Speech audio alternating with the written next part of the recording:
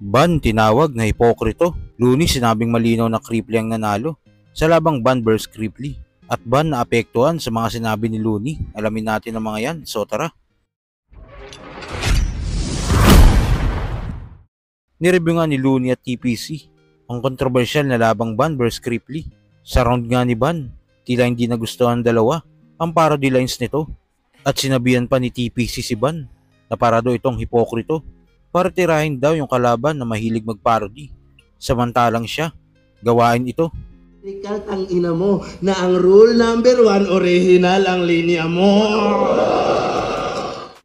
Kaya parang ayoko na maka ng mga remix na linya eh. Kasi minsan hindi mo na alam kung kanino yung original eh.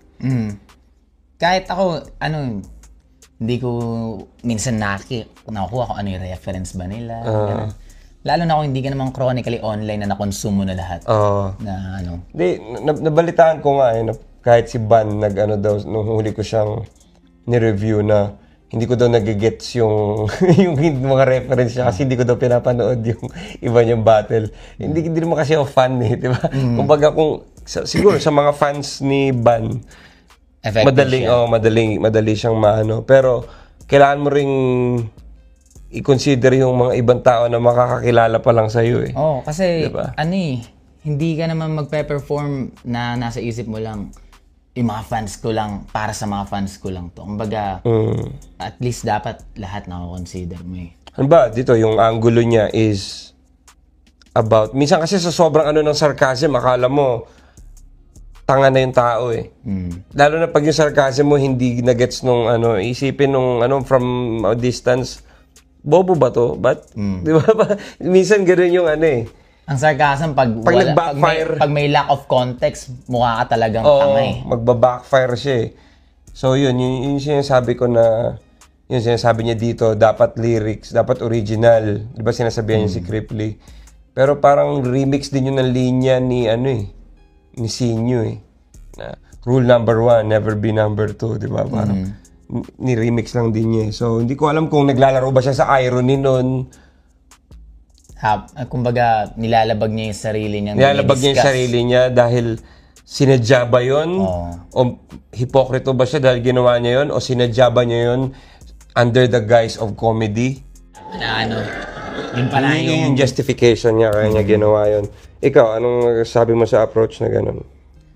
Okay yung niya, kung na-justify yung pagpaparody niya, yung kanina diniscuss natin kasi yun pala yung plano niya talaga na mostly parody lines yung gagamitin niya against sa someone na inaatake niya na puro parody. Na okay naman, kumbaga kung yun yung tema, maganda yung thought para sa akin yung Okay din siya. Siguro before din, ganun kasi rin yung mga linya niya eh, doon sa huli niyang laban kay Parang yun din yung napansin ko eh. Mga parody din na yung kay Six Threat, gano'n naman yung Di ko alam kung yun yung style niya rin eh. Kaya tinatanong ko kanina kung... Okay, mga previous laban ni Ban. Ni Ban yung kay Manda Baleo. Din siya. May mga linya siya na yung malinis tinrabaho, di ba? Mga linya rin ni Six Threat yun. So, iniisip ko parang yun ba yung style niya? Ang weirdo nga rin yan. Kumbaga, napaka-hipokrito mo i-call out na nagpaparody yung kapwa mo battle rapper. Kung sa previous battles mo ginagawa. At saka lahat naman yan ginagawa eh. Lahat naman ng rapper, to some extent, nagpaparody ng work ng kalaban talaga eh. Di ba? So, ano ba? Doon ko yun yung tanong ko eh. Yun yung critical ko na tanong eh. Pero, gaano ba ka-frequently ginagawa rin ni Kripley yun? Parang, kasi, dito nga sa round 1 ni Kripley, di ko natandaan na meron ba siyang pinarody na line. Kumbaga, hindi rin siya ganun ka-strong na angle kung... Tingin mo ba natatago ang lack of creativity ng comedy? Kaya siyang tabunan ng comedy. Dahil, nakakatawa naman eh, okay lang kahit ginaya. Sa tingin mo? Ito, tanong ko sa'yo yun. Ito depende kung gaano ka lakas yung impact ng comedy. Kumbaga, minsan, dahil sobrang napatawa ka talaga. Kumbaga,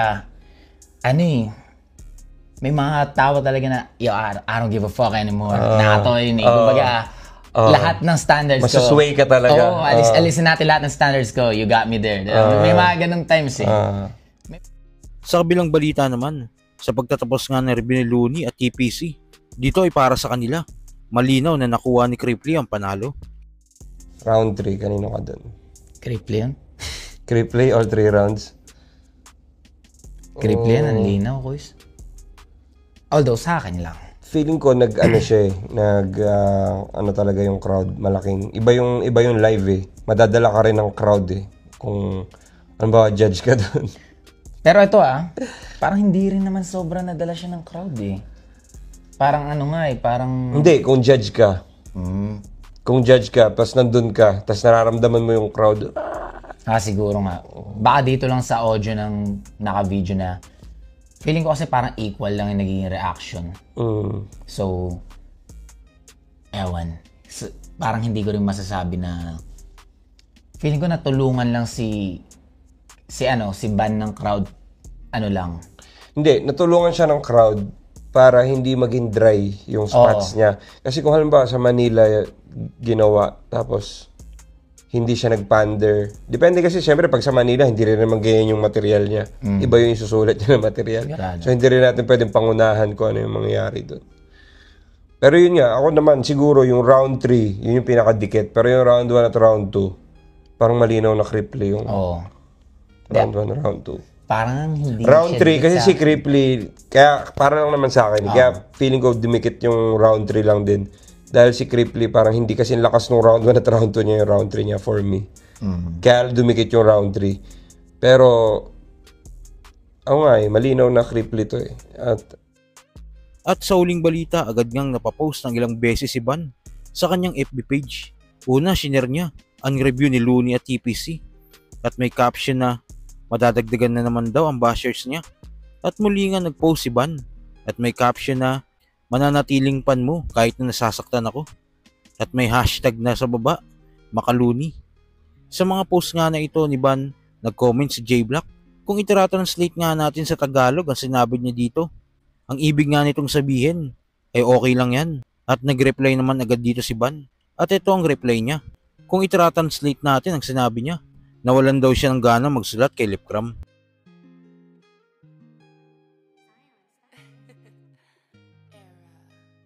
So kayo ba mga kuis, anong masasabi nyo sa mga reaksyon ni Ban sa review ni Looney at TPC? Dapat ba siyang maapektuhan? O dapat mas galingan niya pa sa laban niya kay Lipcram? Kung naman sa loobin mo, comment mo lang sa baba na mapag-usapan natin yan. So yun lang, God bless. Sa unang beses kong pagsalang, hindi to AJ nakata! Panoorin niyo ako magkampiyon, ha?